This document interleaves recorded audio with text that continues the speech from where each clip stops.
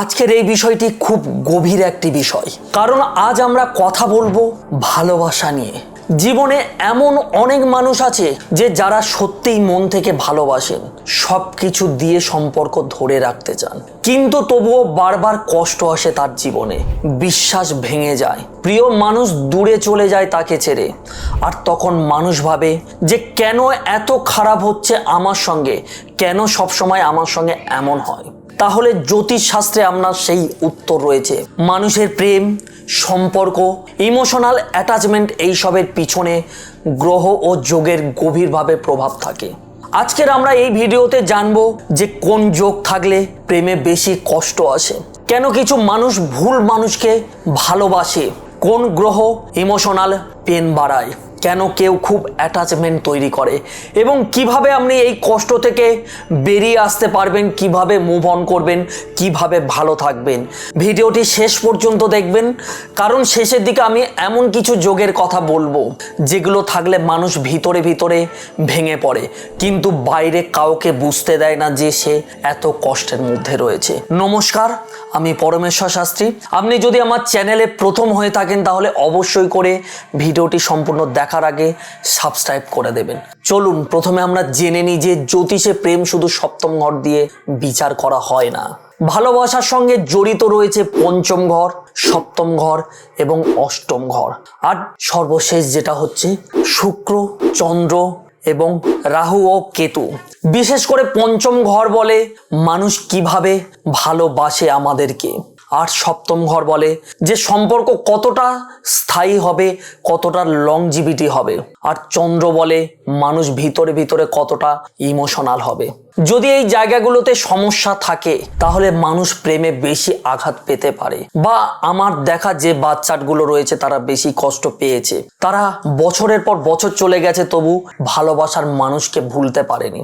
প্রথমত চন্দ্র যদি দুর্বল হয় কারোর বাচ্চাটে, চন্দ্র মানে হলো মনের গ্রহ, যদি কারোর চন্দ্র দুর্বল হয় তাহলে সেই মানুষ খুব সেনসিটিভ হয়ে যায়, আর ছোট ছোট বিষয়, ছোট জিনিস নিয়ে কষ্ট পায়, অতিরিক্ত ওভার থিঙ্কিং করে। একটা মেসেজের রিপ্লাই পেতে দেরি হলে অ্যাংজাইটি শুরু হয়ে যায় তার মনের মধ্যে, এতটা অস্বস্তিকর পরিবেশ তৈরি হয় তার মনের মধ্যে। যে ব্যক্তির মনের মধ্যে হয় সেই শুধু জানে যে কতটা কষ্ট হতে পারে যদি চন্দ্র ডিস্টার্ব থাকে কারোর বাচ্চাটে, প্রেমে কতটা প্রবলেম তৈরি করতে পারে বা তার জীবনে কতটা সমস্যা তৈরি করেছে। এই ব্যক্তিরা অনেক সময় দেখা যায় যে নিজের কল্পনার মানুষকে ভালোবাসে, বাস্তবকে নয়, ফলে রিলেশনশিপে ডিসঅ্যাপয়েন্টমেন্ট বাড়ে। বিশেষ করে যদি চন্দ্রের উপর রাহুর দৃষ্টি পড়ে বা যে সাটান অর্থাৎ শনি গ্রহের প্রভাব থাকে, কেতুর সঙ্গে যদি সংযোগ থাকে তাহলে ইমোশনাল পেন আরো গভীর হতে পারে, অর্থাৎ সে মনে মনে আরো ভেঙে পড়তে পারে। এবার আমি যে যোগটার কথা বলবো সেই যোগটা হলো রাহু ও অবসেশন যোগ।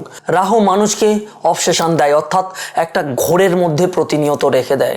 যখন প্রেমে রাহুর প্রভাব বেশি থাকে তখন মানুষ অতিরিক্ত অ্যাটাচমেন্ট তৈরি করে, টক্সিক রিলেশনশিপ থেকেও বেরোতে পারে না কোনো রকম ভাবে। সেই ব্যক্তি বারবার ভুল মানুষকে কিন্তু কল্পনা করে ভালোবেসে ফেলে, রাহু ইলিউশন তৈরি করে। সেই ব্যক্তি ভাবে যে ওই মানুষটাকে ছাড়া আমি বাঁচতে পারবো না। টক্সিক রিলেশনশিপ সে নিজেই বুঝতে পারছে, কিন্তু কোনো রকম ভাবে সে বার হতে পারছে না। তার মনের মধ্যে একটাই কথা জমে আছে যে ওকে ছাড়া কখনো থাকতে পারবে না। কিন্তু অনেক সময় সেটা সত্যিকারের ভালোবাসা নয়, বরং সেটা হলো ইমোশনাল একটা অ্যাডিকশন। এই কারণে কিছু মানুষের ব্রেকআপের পরেও বছর বছর ধরে মুভ অন করতে পারে না, সেই তার পিছনে পড়ে থাকে। এবার আমি জানাবো যে কেতু ও একাকিত্বের কষ্ট কি। রাহু যেখানে অ্যাটাচমেন্ট দেয়, কেতু সেখানে ঠিক ডিটাচমেন্ট দেয়, অর্থাৎ রাহু সবকিছুকে আকৃষ্ট করার চেষ্টা করে, কেতু সেখানে ত্যাগ করতে শেখায়। যাদের রিলেশনশিপে বা প্রেমের মধ্যে কেতুর প্রভাব বেশি থাকে তারা অনেক সময় ভিতরে ভিতরে খুব একা অনুভব করে, কাউকে পুরোপুরি বিশ্বাস করতে পারে না, অর্থাৎ নিজের পার্টনারকে পুরোপুরিভাবে বিশ্বাস করতে পারে না। এই কেতুর প্রভাবে যাদের রিলেশনশিপ রয়েছে তারা কিন্তু অপর ব্যক্তির কাছ থেকে অনুপ্রাণিত হতে পারে যদি কেতুর খারাপ প্রভাব থাকে কারো প্রেমের মধ্যে। অদ্ভুত একটা বিষয় জানেন, এরা ভালোবাসা চায় আবার ভালোবাসাকে ভয়ও পায়, ফলে রিলেশনশিপে কনফিউশন তৈরি হয়। এবার আমি যে যোগটার কথা আপনাকে বলবো সেটা হচ্ছে শনি বা ডিলে লাভ, অর্থাৎ শনি প্রেম দেরিতে দেয়, যাদের সপ্তম ঘরে শনি বসে থাকে অথবা শুক্রের উপর শনির কঠিন প্রভাব থাকে, তাদের জীবনে দেখা যায় যে দেরিতে রিলেশনশিপ, অর্থাৎ অনেকটা সময় পার করে তবে তারা সম্পর্কে আসে, দীর্ঘ অপেক্ষার পরে। এবং তাদের জীবনে একটা দীর্ঘ অপেক্ষা থাকে রিলেশন নিয়ে। হঠাৎ করে হার্ট ব্রেক হতে পারে, ডিস্টেন্স রিলেশনশিপ তৈরি হতে পারে। কিন্তু একটা কথা সত্য যে শনি শুধু কষ্ট দেয় না, শনি মানুষকে ম্যাচিওর লাভ শেখায়। শনি রিলেশনশিপ যদি টিকে যায় তাহলে সেটা অনেক গভীর ও তার স্থায়িত্ব অনেকটাই হয়, অর্থাৎ তারা শেষ সময় পর্যন্ত একে অপরের হাত ধরে চলতে থাকে। এবার আমি আপনাদেরকে জানাবো যে কেন কিছু মানুষ বারবার ভুল মানুষকে ভালোবেসে ফেলে। এই ভিডিওর সবচেয়ে গুরুত্বপূর্ণ অংশে আমরা পৌঁছে গেছে। এটা খুব কমন একটা ব্যাপার। অনেক মানুষ বারবার এমন কাউকে ভালোবাসে যে সেই ব্যক্তি তাকেই কষ্ট দেয়।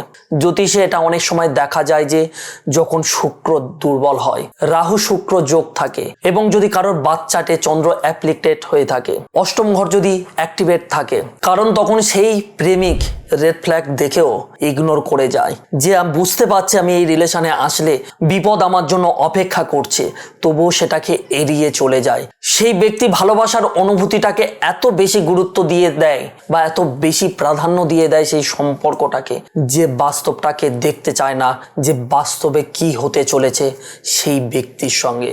এবার জানাবো যে এই রকম সম্পর্কে যদি আপনি থাকেন সেখান থেকে মুক্তির পথ কি রয়েছে। সবচেয়ে একটা গুরুত্বপূর্ণ বিষয় আপনার জানা দরকার যে কোনো জ্যোতিষশাস্ত্রের যোগ আপনার নিয়তি পুরোপুরি ফিক্সড করে না।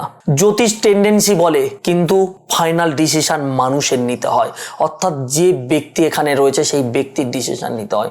যদি আপনি বুঝতে পারেন আপনি ওভার অ্যাটাচ হন, ভুল মানুষকে ট্রাস্ট করেন, নিজের ভ্যালু ভুলে যান, তাহলে চেঞ্জ করতে শুরু করুন নিজেকে, না হলে আপনার জন্য ভয়ঙ্কর কিছু অপেক্ষা করছে, এটুকু আপনি জেনে রাখুন। এখান থেকে বার হওয়ার জন্য কিছু স্পিরিচুয়াল রেমেডি আমি আপনাকে অবশ্যই দেব।